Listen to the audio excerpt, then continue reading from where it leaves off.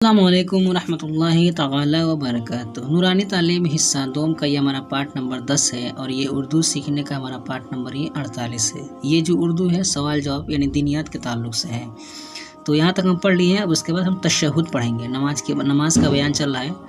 اب یہاں تک پڑھے تھے، اب یہاں سے ہم تشہد پڑھیں گے۔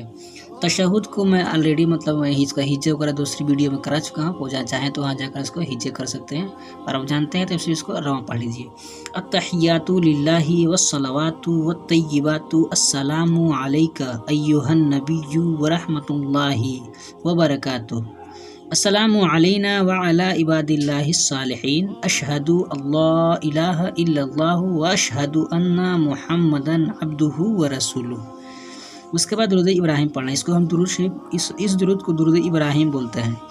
اللہم صلی علی سیدنا محمد وعلی آل سیدنا محمد کما صلیت علی سیدنا ابراہیم وعلی آل سیدنا ابراہیم انک حمید مجید۔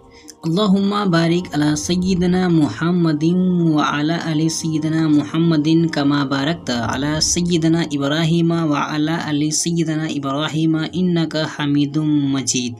پھر اس طرح کی کوئی دعا پڑھے، یہ دو دعا ہے بتا رہے ہیں، پھر اس طرح کی کوئی دعا پڑھے۔ اللہم ربنا آتینا فی الدنیا حسنۃ وفی الآخرۃ حسنۃ وقنا عذاب النار۔ مطلب اس کے بعد ہم پڑھتے ہیں دعائے معصور۔ دعائے معصور ایک ہے اللہم اغفر لی ولوالدی ہے، اس کے بعد داہنے کندھے کی طرف منہ کر کے السلام ورحمۃ اللہ کہو، پھر بائیں طرف بھی اسی طرح کہو، یعنی السلام علیکم ورحمۃ اللہ، السلام علیکم ورحمۃ اللہ۔ یہ 2 رکعت پوری ہو گئی۔ اب ہاتھ اٹھا کر یوں دعا کرو، یہ نماز کے بعد کی دعا ہے۔